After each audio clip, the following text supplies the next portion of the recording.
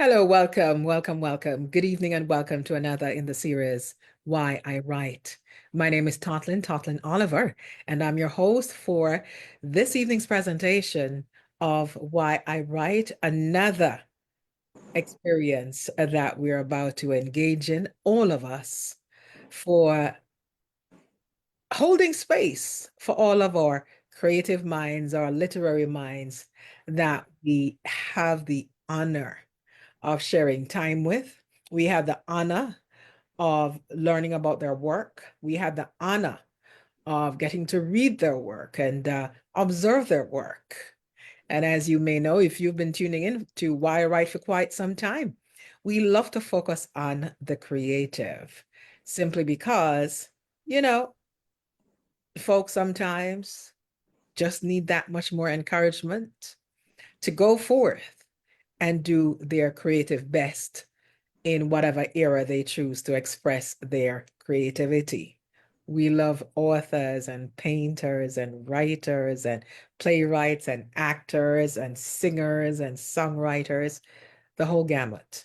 Because my goodness, what a colorless world this would be if we didn't have all of our artists, all of our creatives.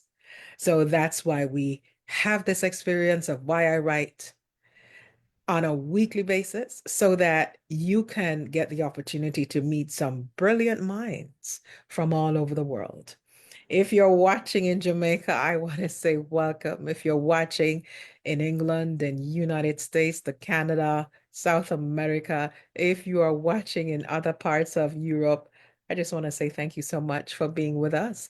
And make sure you like and share this video as we meet yet another creative. Welcome, welcome, welcome. What I'm going to just take the time to do right now is to share this broadcast to my other pages. And when you get the opportunity to, we're inviting you to also share this live that is taking place right now. Our guest for this evening is a lady of the Jamaican soil. In fact, we have a great history in common. She just discovered last night. She didn't realize it. We have this great history in common, a history that we're so proud of, a history that gave her the material and the meat to produce her book with a very beautiful title. We're going to discuss all of that in just a minute. This lady of the Jamaican soil has served in the police force in Jamaica. Yes, this lady has served with our own Jamaican Governor General. Yes, she has.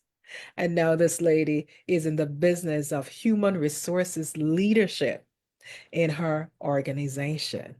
I'm going to ask you to help me welcome to our Why I Write experience, Beverley Rose, author. Give her a big round of applause. Thank you, thank you, thank you, thank you. Beverley, how are you doing tonight? I am doing well, thanks. I'm doing well, doing well. That's good to hear. Look at you. You have all of these accolades. A former member of the Jamaica Constabulary Force, where you worked for 10 years. You also worked in the office of His Excellency or Governor General. You are now currently at the helm of human relations, human resources in your organization. And tonight, you, of course, are also mother Yeah, and wife and leader in your church, your Seventh-day Adventist church. And here you are tonight in the role of writer, published author. How does that feel to you, it, Beverley? it feels great, and I am really excited. I'm excited, I'm excited. Look, did you ever see this for a minute coming your way? You know, when you were growing up, when you were in the police force, did you ever see this coming your way? Not at all. I never dreamt that I would have reached this far. Never Mhm. dreamt, had no idea. But I am thankful where God has led me and the ability that He has given me to write. I'm thankful. That is so amazing. That's so amazing. And for those of you who may not know, she is the runner-up to the first author in her family and bodybuilder and former police force officer of the law, Obeline White. So Yes. Beverly Rose is the sister of Obeline White. We had a wonderful conversation with Obeline some time ago about her book.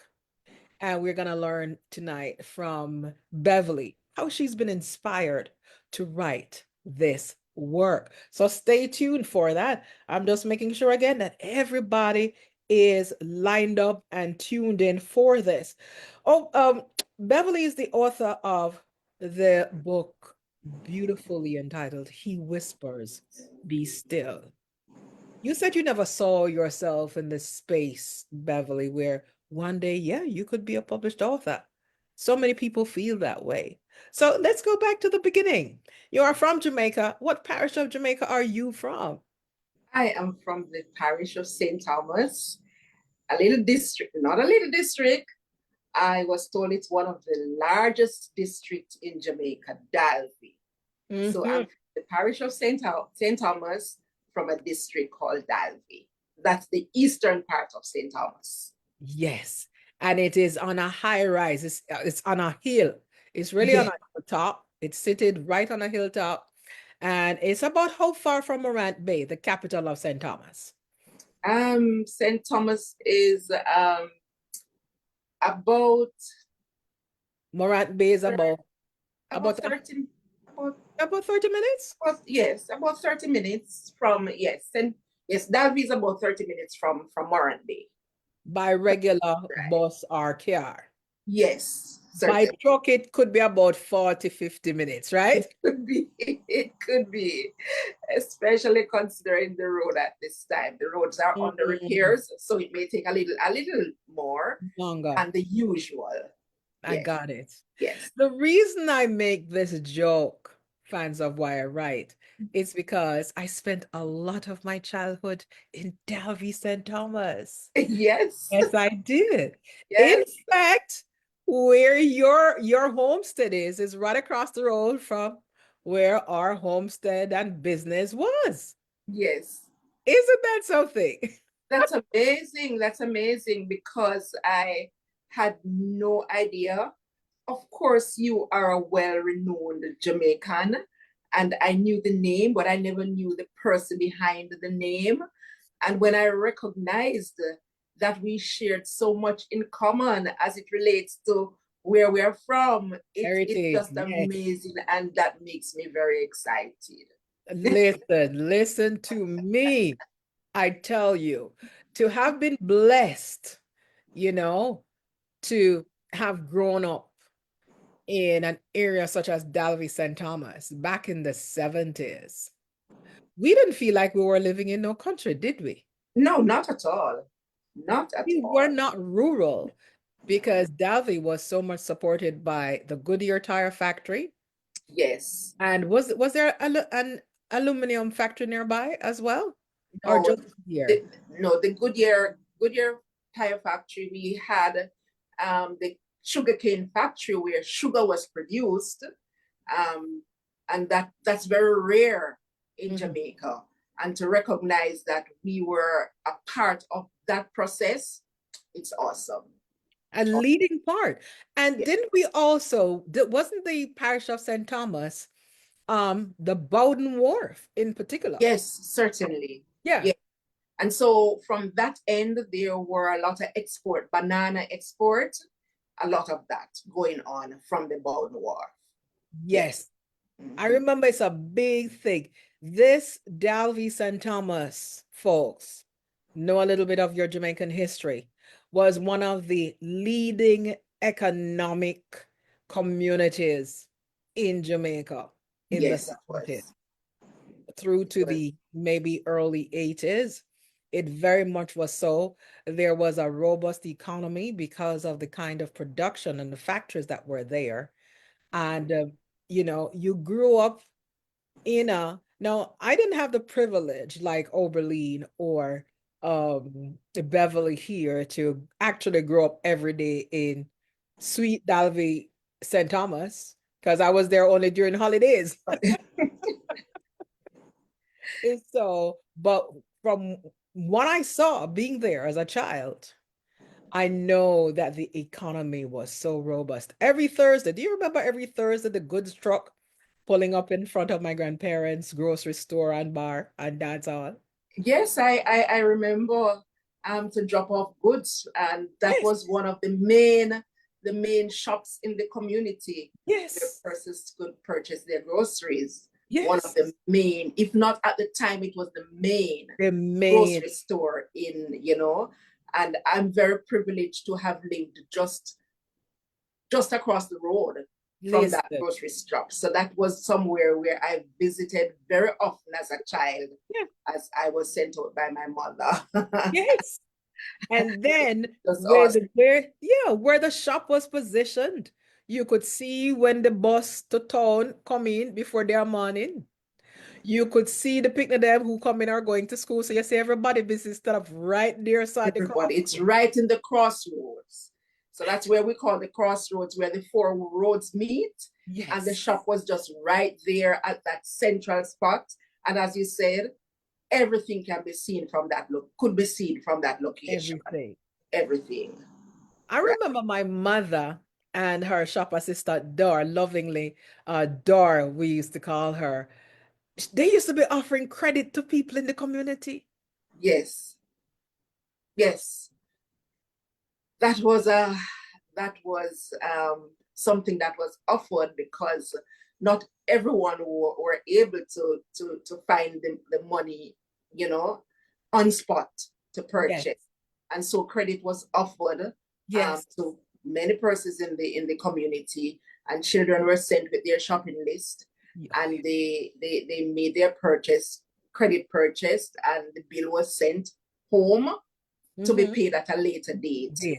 And Yeah. that was really awesome, considering the type of economy that we were actually going in. That Yes, was awesome. yes.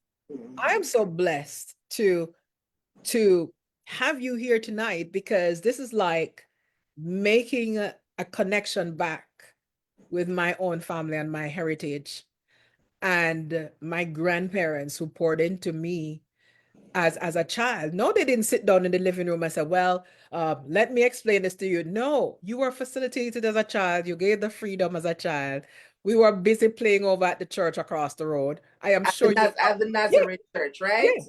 I am Yeah. sure you must have been. And then you're living also across from my uncle, who is a Seventh-day Adventist person like yourself. So you know their Yes. family, you know everything. In fact, my cousin mentioned in your book too. Oh yes, Learned last night. your cousin Naldo. Yes. Your cousin Naldo was mentioned in the book.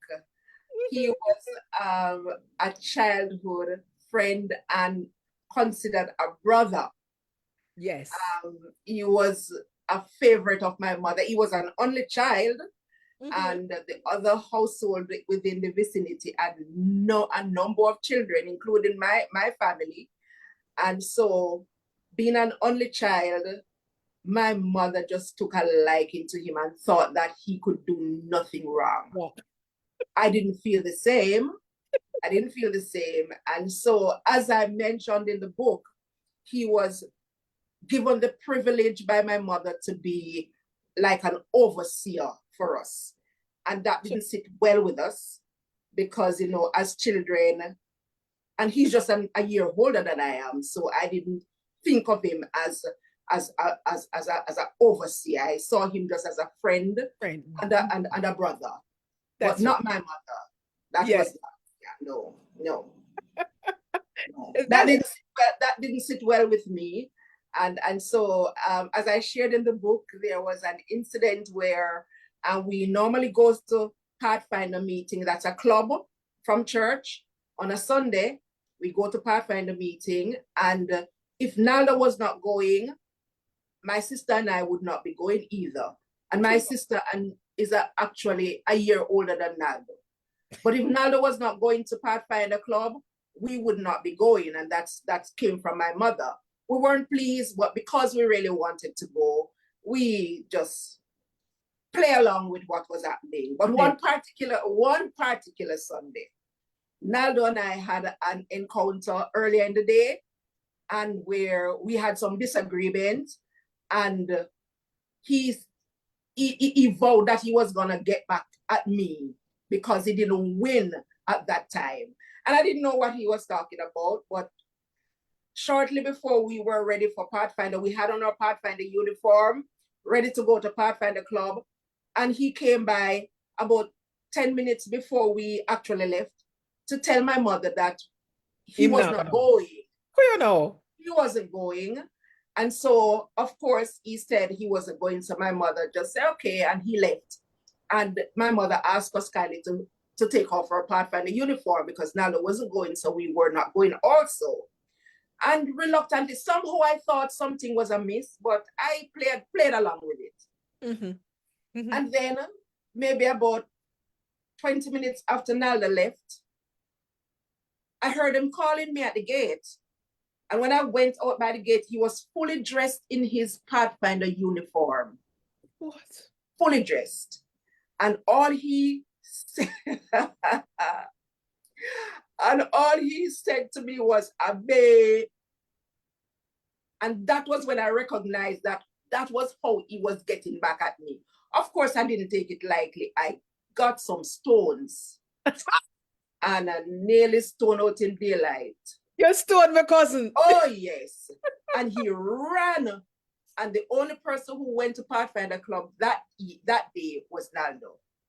My sister and I had to stay home. And that was how he got back at me. No, but you know, I didn't even tell my mother because, of course, because of the respect she had for Naldo, I guess maybe she would even believe that Naldo really did this. So I just let it go.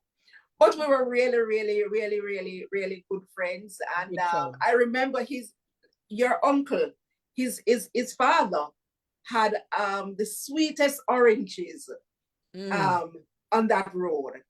And I remember, of course, he was very kind to us. So he would give us oranges as children. But, you know, we weren't satisfied. Mm-hmm. And so at night, we would go to the orange tree and steal the oranges. And Naldo was there with us also. He wouldn't partake of the oranges, but he was there with us with the flashlight under the orange tree, stealing his father's oranges, you know? And all of that was and all of that. You know what? I bet your Uncle Vincent didn't know all that did take place. Maybe he did. But those were some of the wonderful moments we had as children, and you know, with Naldo as neighbor. Right. Now, in St. Thomas, in Dalby, where did you attend school, and what was school days like for you? So I attended the Dalby Primary, and then I moved on to the Stokesall Secondary School, and which is now the St. Thomas Technical High School. But school was about 4 or 5 miles from where we lived. And we never used to take the bus. We used to walk to school, back.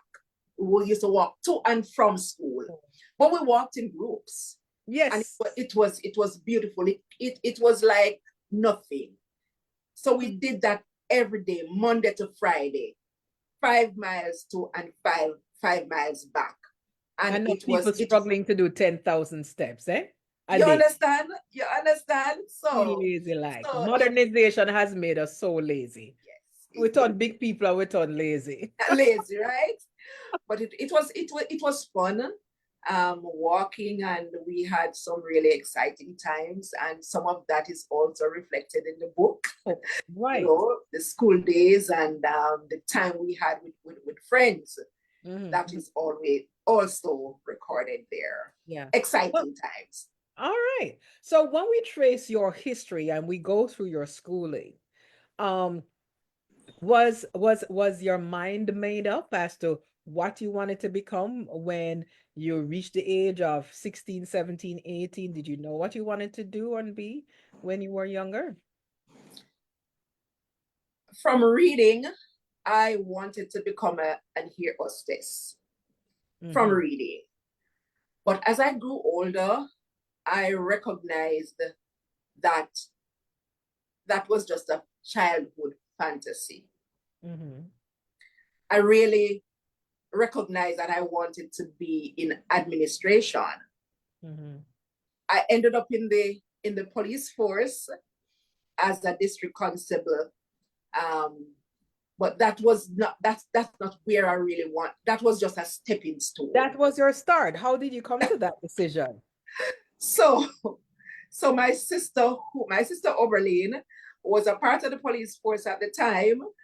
And to be honest, I wanted to do everything that my sister was doing. She was like my second mother. So Mm. every step that she took, I wanted to take that step also. And Yes. so she was a police officer. And so I wanted to become a police officer. However, I ended up being a district constable because when I went to do the police test, and I was at that time, you had to measure height and then you weigh. My height was fine, but when I weighed, I fell short because I was so tiny, and the weight I weighed maybe like about 102 pounds.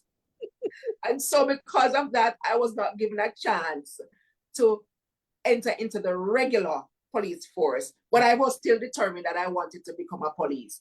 And so that's how I became a district constable that didn't require didn't have all that requirement to join. And so that's how I became a district constable. What was your experience like I think this is my very first time, maybe my second time, actually talking to a district constable. What year was this? And what was the experience like being a district constable? Well, the experience was, Being it such a was young great. girl. It was great, but it was quite daunting because of the fact that I was a police officer. I was supposed to be doing regular police work, but I was afraid of firearm. Mm. Afraid to carry a firearm. And so I went through the regular training, firearm training, and all the other training I went through.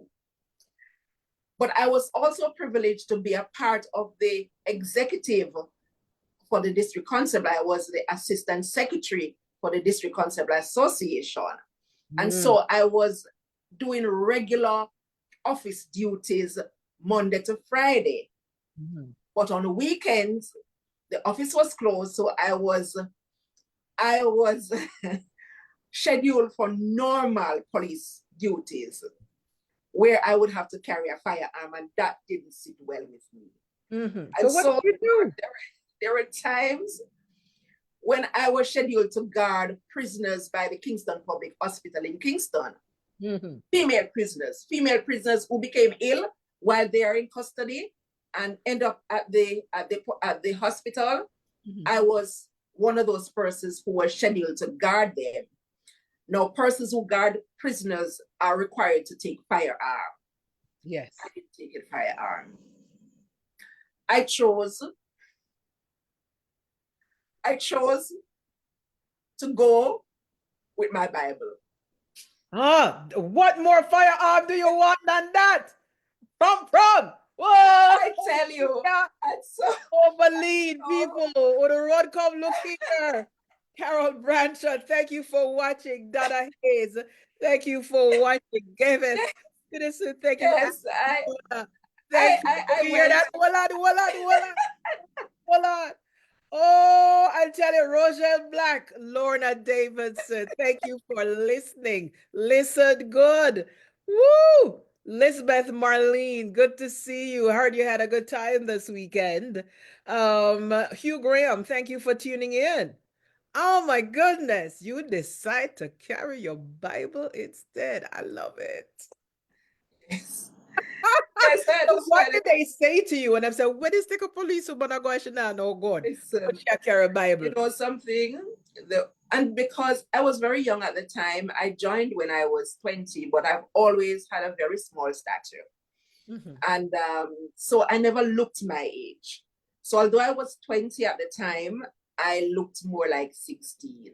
And Mm. so because of that, they called me baby police. That is what I was termed as. But they were very supportive because although they knew that I was supposed to take a firearm, they knew of the apprehension. And Mhm. so I was supported in the best possible way that they could. And Mhm. even when I worked graveyard shift, which is 12 in the night until 7 in the morning, Mhm. um, they looked out for me. And so God has been faithful that no prisoner has ever escaped from me during Your custom. those times. Yes. Right, none whatsoever. And I used the opportunity also to be of encouragement to the female prisoners. So although I was there as security, I used the opportunity to encourage them in whatever the situation they were experiencing. I encouraged them to let them know that this is not the end of the world. You know, there is still the opportunity for them to rebound and all of that. So that aspect of it was really, really great. The Mm-hmm. people I interacted with, the lives I touched at the time, I found that to be very fulfilling. But I recognize that I could not have continued in that path because you could be tolerated as much and no more. And Mm-hmm. so when I recognized that at some point I would have to step up to the real police duties, I made some effort to, you know, go back to school during the time so that I could go into the field that I really wanted to be, and that was administration. And Mm-hmm. so after serving for 10 years, I gained the necessary qualifications that I needed to move forward, and then I resigned from that position. Mm-hmm. But it was a Congratulations. very fulfilling duties because of the lives that I was allowed to, touch during my tenure. And do you have any of these kinds of stories of somebody's life who you touch in this book? Oh, In this, yes. all Oh, yes. right. Oh, I yes. love the setup. I love the setup. I love it. So I'm not even going to ask Beverly to tell us that story that you can read for yourself in the book. No, I'm not. And this is why we're going through the exercise and the experience of just learning to meet Beverly so that when you hear Beverly's story here on Why I Write, you have no other choice except to grab yourself a copy of He Speaks Be Still. That's not the title. I'm giving it a new title. He whispers. He He whispers. whispers. Be still. He whispers. That still quiet voice. I'm loving it. So, what was your first tenure in taking up an administrative role? What was the first position you received? You got to do. The first position I received was working at a credit union in the downtown Kingston area as the administrative assistant. I was actually in charge of that credit union. It was What's a the name small of that? credit union, Yeah. yes, but I was the person that was in charge. And that Mhm. was my first assignment as an administrator as after I left the police force. Okay. That was an incredible journey. And also, I shared in the book my tenure. As I told you, I was very small in stature. And so, although I was the administrator, it was a small credit union. So, at the time, only two of us, and it was also a new institution. So, at the time, only two of us were employed at that time. Mhm. So, I was basically responsible for the other staff member, and I was also responsible for the entire administration of the credit union, include cashing checks at the bank for the institution. Mhm. Mhm. And so during that time, there's a chapter in the book where I mentioned during that time I went to the bank to cash a check, the usual. But also at the time, my older son was in high school, and he was in a very prominent high school. And at the time, the school fee was quite high. Mhm. And so I went to the bank to cash a check for the institution, and I also had to cash the check for my salary. But that particular salary was to pay the school fee for my son. Mhm. Now, in traveling the downtown area, you know, sometimes things can get a little rough. You know, you have pickpockets all around and very prominent. But I was always mindful of the pickpockets. And so when I cashed the check at the bank, I head on to the office and I was very, very careful of my surroundings. So I walked where I saw the police officers, you know, that's where I walked because I was mindful of the cash I was carrying. And I was also mindful of the responsibility of the money that I had.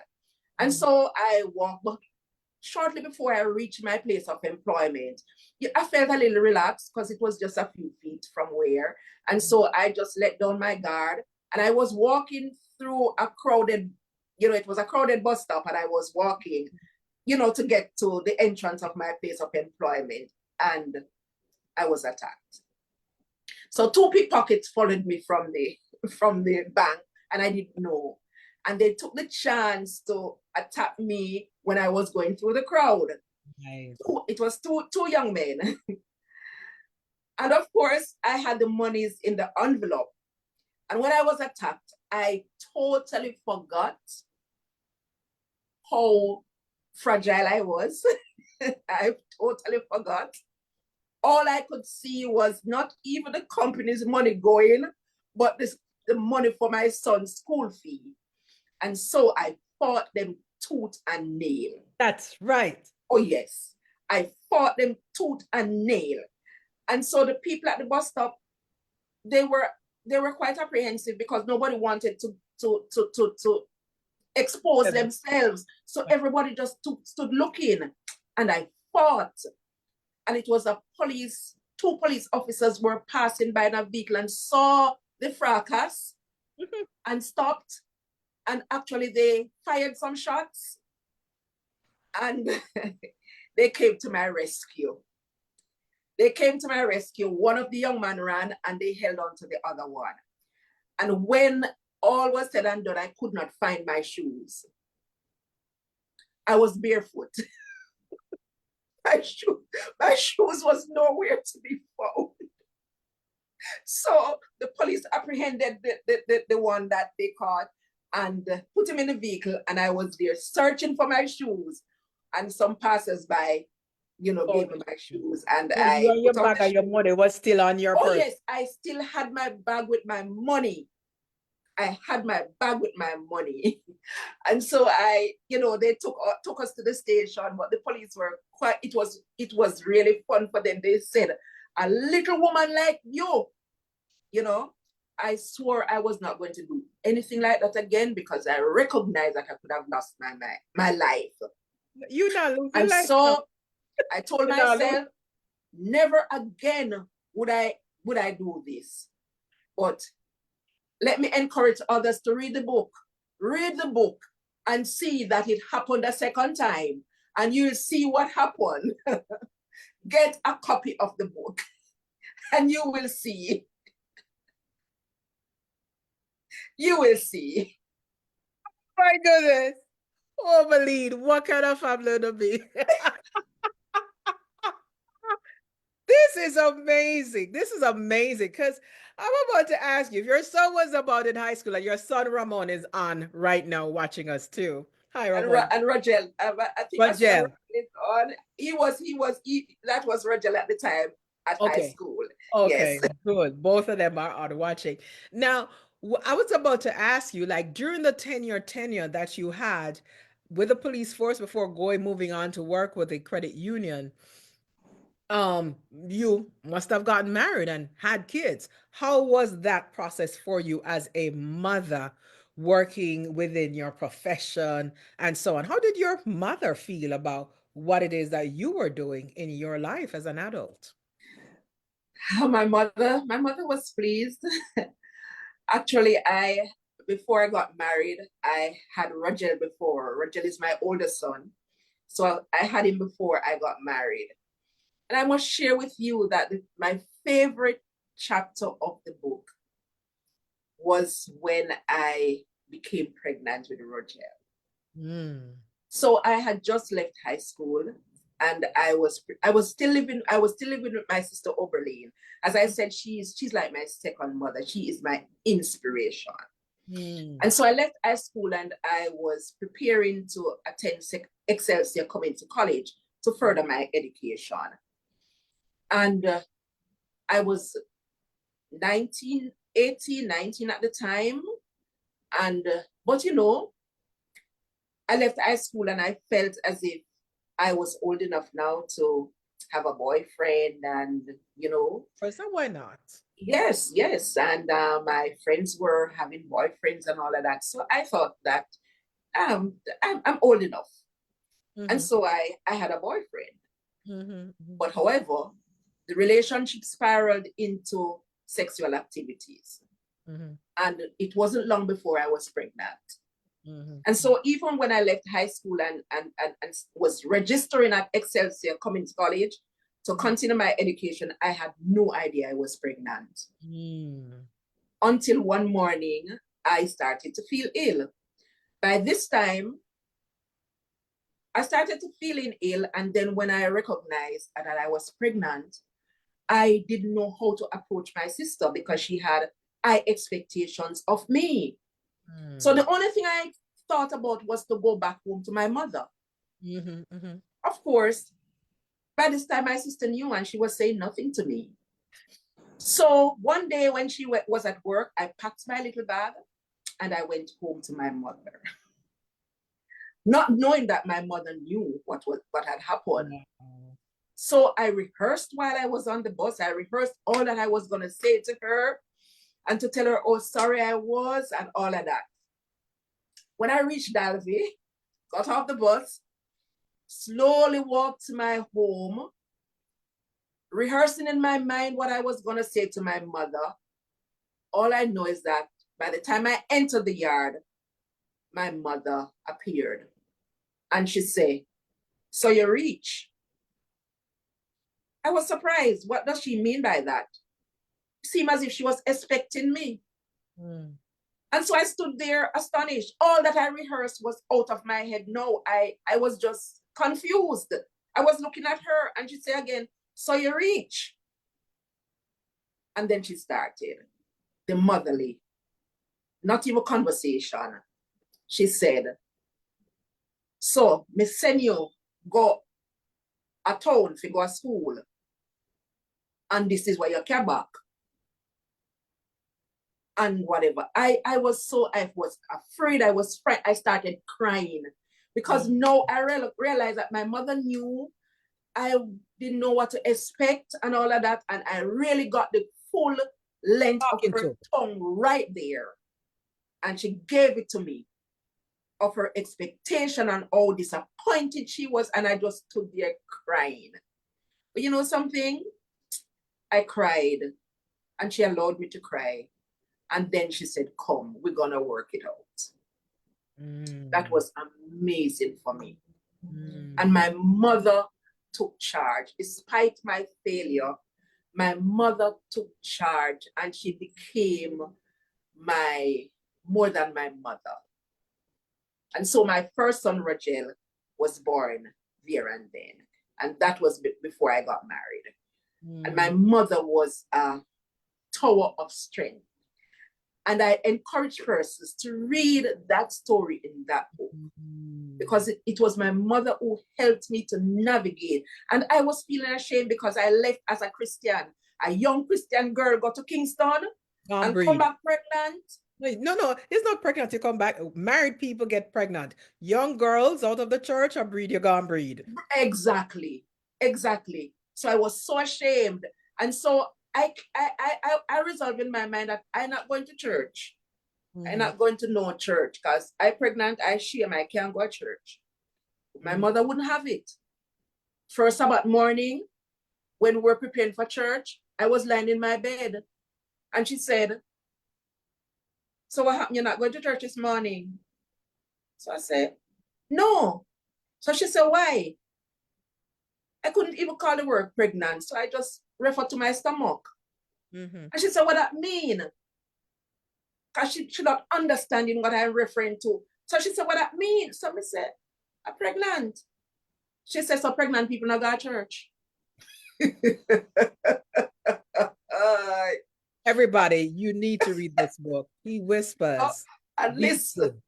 listen, I had to come out and I had to go to church. But again, my mother was the tower of strength and that shield. And I went to church right up to the time of delivery. And Mm. it was, read the book, people. Read the book. Read the book. Read the book. Isn't this amazing? Oh my goodness. Oberlin says, Miss Yo-Yo picked them strong and fearless like Yo-Yo. I don't lie.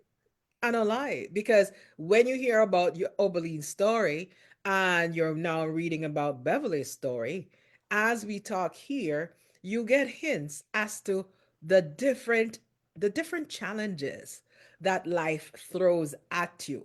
You know, the different disappointments, the different things that happen in our lives that we don't really plan, but they happen anyway.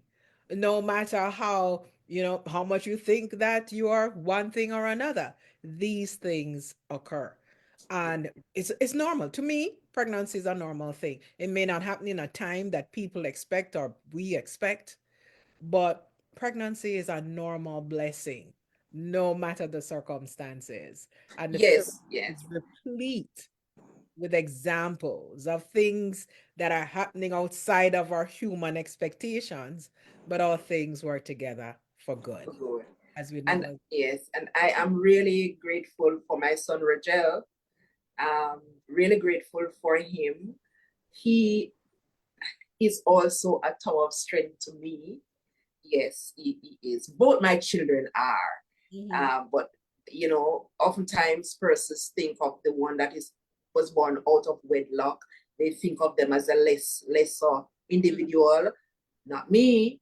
Both mhm, of them are have mhm, the same benefits. mhm, Both mhm. of them, right? Yes. You Both of them. know, this is such a beautiful story for women, especially during this time in the United States, during this time in the world when everything is changing from what it used to be. Social media makes it so. If social media didn't exist, we couldn't even broadcast this conversation in real time. We'd have to record it and send it to a television station and hope that they air it.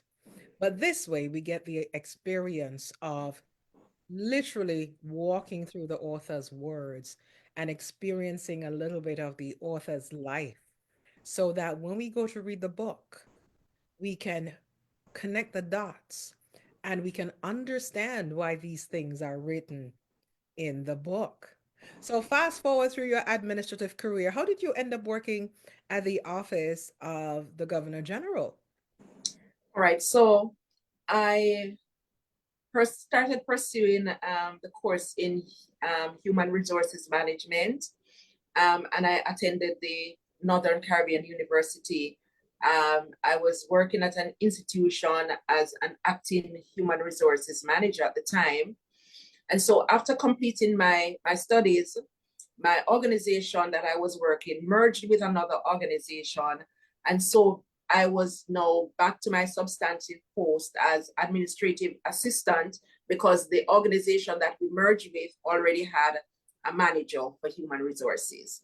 But I was determined that I was going to continue to pursue the path that I studied, which is Mhm, human resources. And so I started to, look around for employment in that area. mhm, And mhm, so I saw the advertisement for a director at the Office of the Governor General and Staff. I applied, I went through the interview process, and I was successful. And so that is how I ended up working at that institution where I worked for 2 years as the director for human resources management and administration. That's how I ended up there at the Governor General's office. So, your book must have very interesting anecdote from that period as well. Not much, just small Hmm. um Tidbits. But That's yeah, just not small tidbits, but not much from that experience, not much. Yes. So let's talk a little bit now about, because you have such a rich, exciting life, that we have to, we have to now jump to the actual process of what brought you to the writing table, because we're just getting a little bit of snippet and insight to the personality of our author here tonight, Beverley Rose. And what in all of your life's experiences have brought you to say, you know what? I too have a story to tell. And I should write my book, and I should, you know what? Yeah. What happened to what was That's a very good question. So my sister Oberly, who I always look up to, my second mother, and wanting to walk in her footsteps. She wrote her book, Undaunted and Determined. And so I was very integral in the whole process, and I'm very much a part of that life. And so when my sister wrote her book, I was inspired. I said, if you can do it, I can do it too. Mark you, I had all these stories, which I normally share. So I am an elder in my church. And so oftentimes I have to present sermons, but I always like to share testimonies because I like to encourage. I like to encourage to help people to understand that it doesn't matter what they are going through, God is able. And so in my sermons, I always include a testimony of my life. I am not afraid to be vulnerable to persons as long as it is going to help them. I don't share some things. If what I share is not going to help you and is going to discredit somebody else, I don't share it. And that is why I share my story. And I'm not afraid to be vulnerable if it's going to help somebody to be a better person. And so because of this, I share my testimonies, all of these little things in sermon. So I had them jotted down here and there, but never really thought of putting them together in a book until my sister wrote her book. And That's a that is why I very, was, very powerful book. yeah, Ladies and gentlemen, if you have yes, not gotten Oberlin White's book, I am undaunted. I can't even remember. Uno come up with a undaunted and determined. undaunted and determined. Forgive me, people. I list so many books every week. If you've not gotten one of the most remarkable Jamaican woman stories, Obeline is a world traveler, a world delegate. You feel hear for her story. You can also watch her story on our Why I Write series. You can just type in her name, Why I Write, Obeline White, and you will see that interview coming up. Powerful story. And to see and hear you say that she inspired you is the reason my wonderful, wonderful Why I Write family. I'm so powerfully in my heart, dedicated and committed. Sometimes it's rough to get together to do and continue the series. But if Obeline White did not write and publish her book about her story, not my story, not Beverly's story, we wouldn't have Beverly here today. And we invite you to be encouraged. We invite you to share our platform consistently everywhere where it can be shared. Because this is how now we are going to school the next generation. Our words are there. People don't have to go through the same things all the time. We used to have and have to heavily depend on an oral culture because we never want to write down our things for fear of discovery of our secrets. That's why we did cornrows. Well, that's a whole nother conversation, cultural conversation here. But here you're saying to us, Obeline wrote and published her book. And I love how you just explained that you were a part of that life. But here you are, you have your own story. I love this. I like that. Do you remember the day you decided that I'm going to take all of these notes that I have written and my stories I've shared? I love how you say, I'm not afraid to be vulnerable to share my story if it can add value to somebody else's life. Do you remember the day? Because you must have been there every chapter Obeline wrote. So, do you remember the day when you said, you know what? Hmm, you remember that day? What was that day like? Describe it to us. I remember the day. I remember the day, and I almost didn't start Mm, because when I thought of putting this in penning the stories, I started to become afraid. mm, I started to become afraid.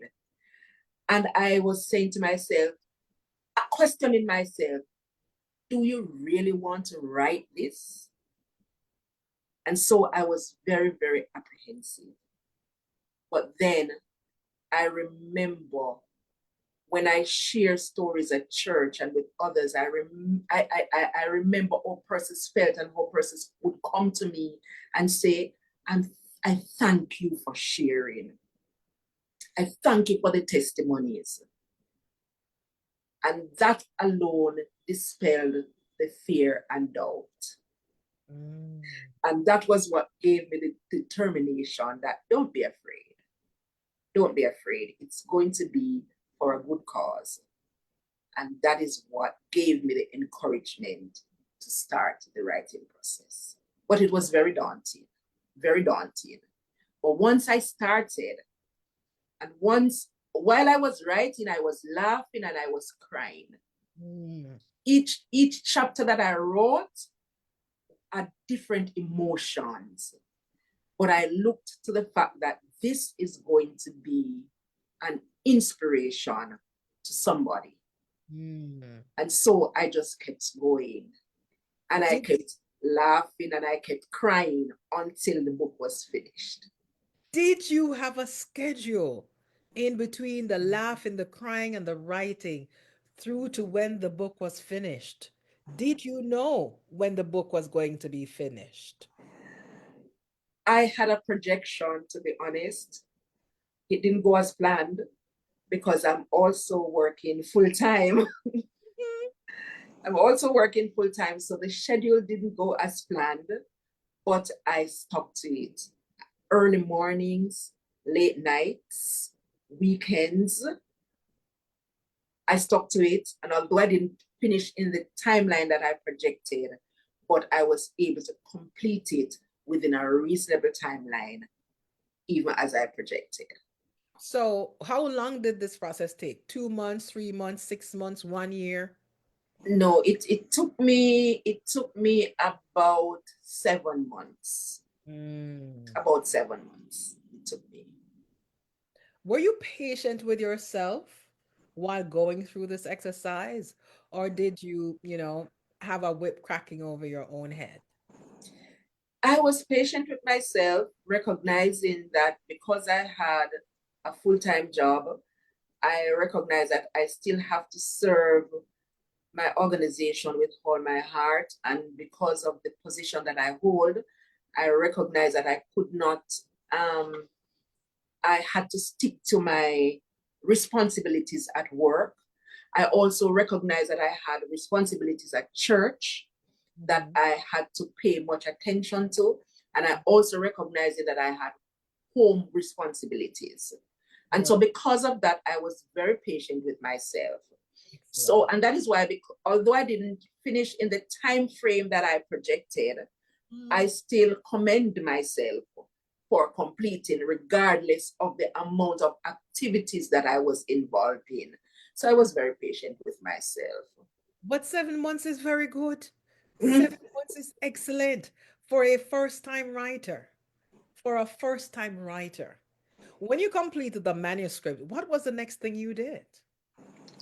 I completed the manuscript, and then one of the first person I sent it to was my sister Oberlin. Yes. Yes. I, Mhm, mhm. I sent it to her, and then she gave me some pointers. She gave me the next step, you know, to get it proofread. And she did some of the proofreading for me also. So she told me, how to get it proofread and the other steps in getting it published. Yes. Yes. She walked me through the steps. Right. Did Yes. you find any other challenges that you didn't expect in getting it from the proofread stage to the actual publication hard copy stage? Yes. Yes, there were challenges. When I gave the book cover to be done, and it had to be done over a number of times because it wasn't. As a matter of fact, I wrote before I decided on the title for the book. Title.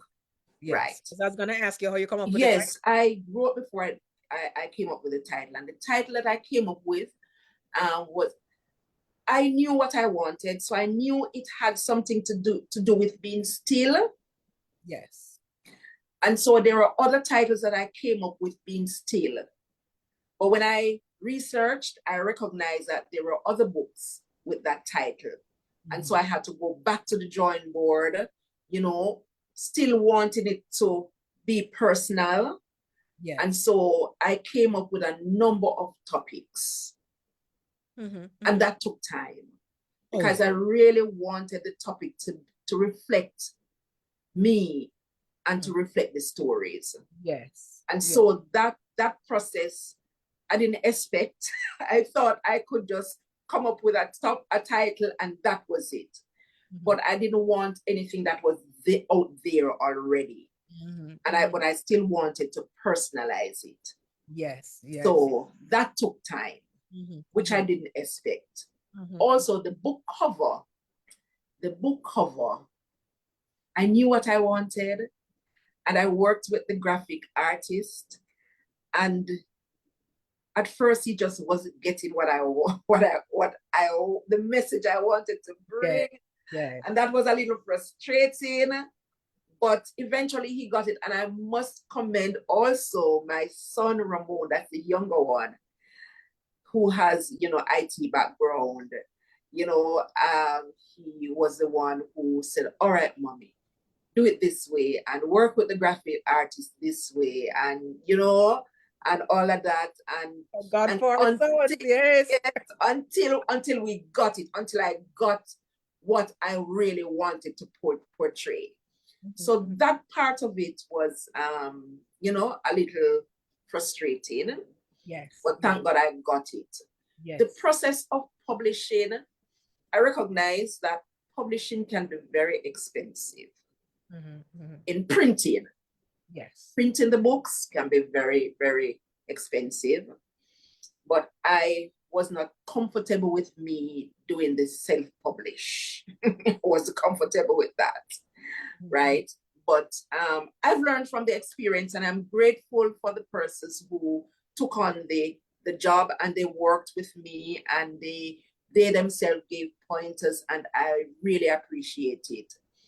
So those were some of the little hiccups along the way, but it wasn't anything that was so overwhelming to have And caused it. insurmountable. Yes, yes, yes. But I'm grateful for the process. But I mean, I have just begun. Yes. There is so much more stories to tell. Which brings me to the question, Beverley. Having gone through the 7-month period of shedding and rebuilding and remembering, how has this process changed you as Beverley, as a mother, as an admin leader in human resources? What has this process done for you? Wow, it has done a lot. It has caused me to be more, as I reflect on the stories and the persons who have helped me along the journey in the stories, it has caused me to be more empathetic, very empathetic, especially as it pertains to young people, recognizing that most of the stories were in my youthful life. And it has caused me to be more empathetic to want to look out for young people even more. Mm-hmm. When I remember how the journey with my mother impacted me as a youngster, and how I brought over those traits in rearing my two children, you Mm-hmm. know, and not just my two children, but I treat other people's children like they're mine. And Yes. so it has caused me to be more forgiving, very forgiving. It caused me to put myself in people's shoe a little more, to be Mm-hmm. less judgmental. Mm-hmm. Yes. And so I think writing the stories have built my character as a person and Mm-hmm. helped me to be more sincere Yes. in how I interact with people, how I treat people, especially young people. And Yes. so it causes me also to help young people to understand that, and it caused me to understand also that I must be more aware and sympathetic towards young people, because I was young once and I Mm-hmm. made so many mistakes. You Mm-hmm. understand? So I wasn't born big, I wasn't born an adult, I wasn't born an elder. You understand? I wasn't born a manager in an organization. I Mm-hmm. grew up like an ordinary young person, making mistakes, taking guidance, and Mm-hmm. bringing me to where I am now. Mm-hmm. So it has really shaped my life even as an adult and how I interact with persons. Indeed. And I love that you said that you have more stories to tell. Mhm. You know, I love that. Can you hold up the book that you have there? He whispers, be still. Now look at that beautiful cover, everybody. He whispers, be still. Written by Beverley Smith Rose. Look at that beautiful cover. Isn't that absolutely divine? Is this a book that men and women alike can read this book, Beverly? Certainly, certainly. This book is geared towards men, women, mothers, fathers, children, young people. When you read the stories, you recognize that this book is geared for every Mhm. person. Every Yes, person. The yes. stories are not just centered around women, Mhm. they're centered also around children and young people and even fathers. And Mhm. as you read the stories, you will even see chapters, although in my conversations, I may not mention my father very much, but he's very, very present in this book. Mhm. Very Mhm. present in this book. And some of the stories with my father is amazing. My father was a wonderful, wonderful father, Mhm. a Mhm. wonderful father. And I think he complimented my mother so well. And when you read the book, you'll recognize that my father and my mother were meant for each other. My Mm. father's name is Dudley Isaac Smith, and Mhm. my mother's name is Iona Rebecca Smith. So Mm. talk about Isaac and Rebecca in the Bible, Them that. them that. You understand? Them that. So I think they were made for each other. And my father was a wonderful person. Mhm. And I share in the book also that I share my mother's middle name, Rebecca. I Mm. can say that proudly now. Mhm. Rebecca, it was not like that when I was growing up. And it's mentioned in the book. Didn't Mhm. like the name at all. Sounded old fashioned, and I quarreled with my mother that I had sisters before me, including Oberlin. And there was Oberlin Angela. Then there was Myrna Marjorie. And Mhm. there and then came Beverly Rebecca. Mhm. And I didn't like it. But Mhm. Mhm. I came to realize that Rebecca is a beautiful name. Yes. And Yes. as it relates to the Rebecca in the Bible, a beautiful person. And so I can proudly say my name is Beverly Rebecca. Love it. I love that. Where can we get this book to read? We want to have our hands all over this one. He Oh, whispers, be still. right. So the book is it's on Amazon. The book is on Amazon. I'm still trying to get it into bookstores and also another place, but persons can also reach out to me at 876-364-0205. That's 876-364-0205. Or you can also contact me via email, and that's BEVRLROSE at yahoo.com. I'm Right. also on Facebook as Beverly Rose. Yes. Yes. Has the book launch occurred already, or we still have that to do? The book launch was on July 27th, Right. July 27th of this year, and persons can go on YouTube to see the activities of the book launch, where they will learn even a little more about the book itself and about the author. So Yes. it's on YouTube. Mhm. Look for He Whispers Be Still, Beverly Rose, and you can find the launch on YouTube. Beautiful. I'm loving this. I'm absolutely loving this. I look forward to your readings at libraries. I look forward to hearing about your presenting at various book fairs. We look forward to hearing more from you, Beverly, when it comes on to telling your stories, because every day as I grow more and more, I realize the importance of us telling our story, and not just at an obituary when we decide to cross over. We want the stories now that we can give context to, explain, laugh about, share more with. We want to make sure that we have these Jamaican stories. They're all so important. They're all so very important. And we're glad for that. So remember, you can find Beverly Rose at beverlyrose at yahoo.com. You can Bev Arrows Bev R. Rose, was at Yahoo. You're right. Bev R. Rose at yahoo.com. You can also reach out to Beverly right here on Facebook. You can look for Beverly on YouTube. You can also look for Beverly um, online. Just put in her name and her book. Let's see that beautiful book cover again, Beverly. We're gonna ask you to hold it to the other side, to the other side of your shoulder, the other shoulder. Perfect, perfect setup. We ask you. So push it a little bit further to the camera for us. All right, for perfect. Guys, this is a must have. He whispers, be still. In this day and age, with all our modern traps and trippings, we do need words of encouragement, and they can come in so many different ways.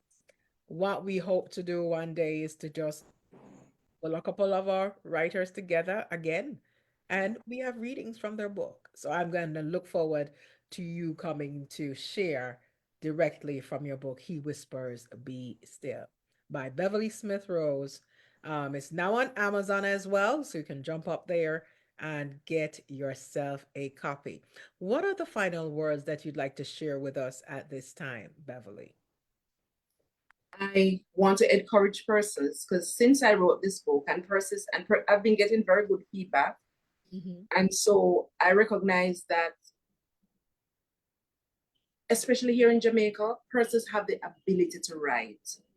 They Mm-hmm. have the ability to write, and I would encourage persons to pen their stories. Nobody is going to write your stories for you. You've got to write your story for yourself. And if you have an inspirational story, write it so that others can benefit. Mm-hmm. And if you feel a little reluctant, sometimes it's we procrastinate a lot, you Mm-hmm. know, but as you get that urge, do something about it Mm-hmm. and ensure that your story become an inspiration to somebody, because we all have stories that are encouraging, and I encourage person to pen their stories so that others can be encouraged. And look at you, a writing family.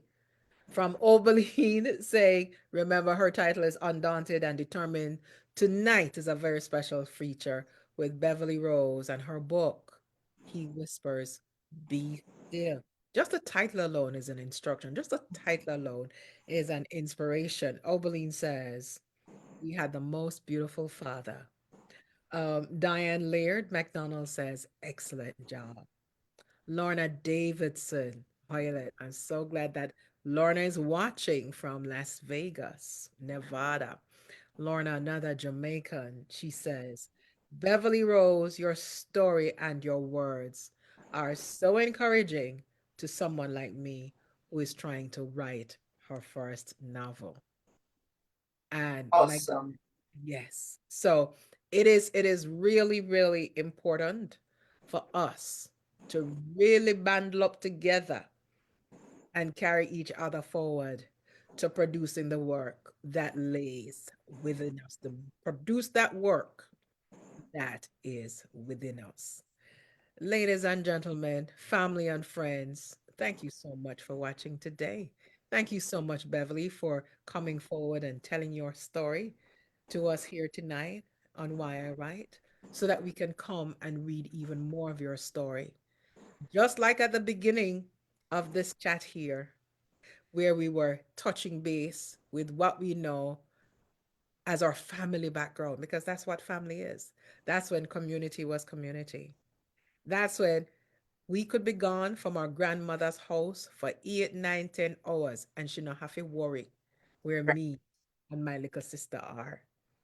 Right? She don't want, there's nobody standing over us, nobody, we're not on a harness, and we gone with the penny there. Yes. We're gone Yes. down on the riverside that we used to run behind the church and cooking on stick, flour, what we teeth out for our parents. We just Yes. put in the flour. We get like a saltfish and we are bud it up, make up our own fire, so we're not Yes. afraid of fire. So when you hear these stories, they bring back something special for us to experience and enjoy. So thank you again for watching. Thank you, Beverly. Wishing you all the best. Thank you. Thank you. And I want to say thanks to my children, Rogel and Ramon, and their wives, who are also part of the book, Rhonda, Kim, and Adria. And I want to say thanks to my husband, Mark, for their being there, through the process. And thanks to my other siblings, especially Oberlin. Just want to thank all my friends also. I know some of them are online watching. I thank them so much for their support. They have been buying the book, they have been reading, and they have been sharing how much it is impacting their lives. And so I just want to thank everyone for their support. This gives me warm feelings all over. A great way to wrap up tonight's chat, to wrap up tonight's Why I Write experience. Join us again next Monday when we have another exciting story to tell. Until that time, keep the faith and just be your best self every single day. Even it means if you wake up and decide to go back to your bed, is all right. All right. And thank you, Totlin, for this awesome opportunity. I thank you so much for this opportunity to share on this platform. Thank I'm you. so happy. I'm so happy to be here because, your story is a part of my story too. Thank you so much. Take care, everyone. Love you. See you soon. And oh, yeah, I'll drop a coffee link. If you love you, hey, go ahead and support our channel moving forward. Take care. Have a good one. Good Take night. care.